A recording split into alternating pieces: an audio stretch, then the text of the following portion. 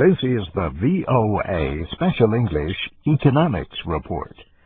A bill to place new restrictions on the credit card industry in the United States won final approval this week in Congress.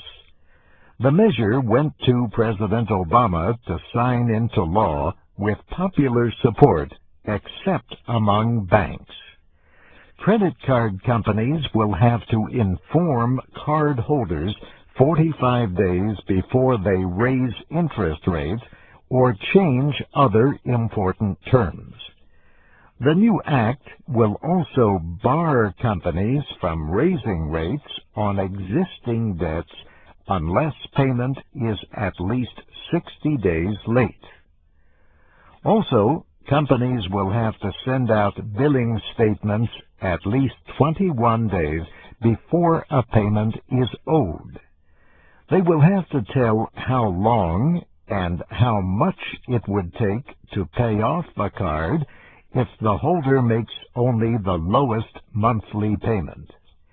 And they will have to write their cardholder agreements clearly and publish them online. These changes, however, will not take effect for 9 months.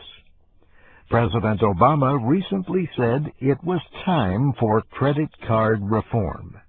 Instead of an anything-goes approach, we need strong and reliable protections for consumers.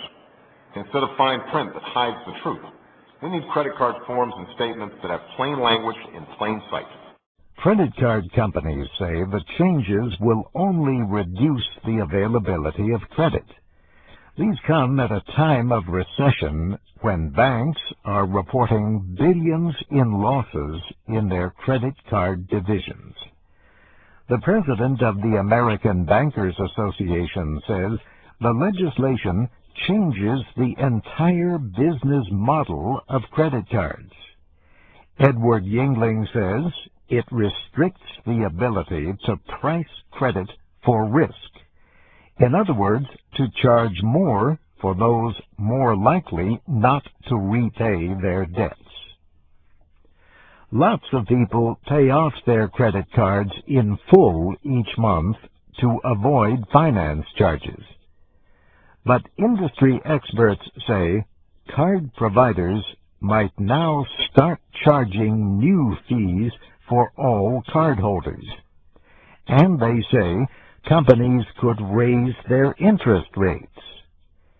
Americans held $946 billion in credit card debt at the end of March. That was down from last year, but still about 25% more than 10 years ago.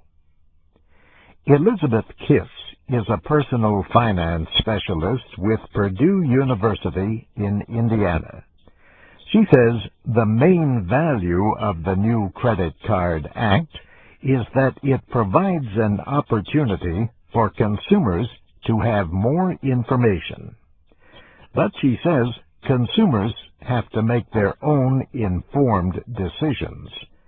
In her words, we need to know how using credit fits into our plans and goals. And that's the VOA Special English Economics Report, written by Mario Ritter. I'm Steve Ember.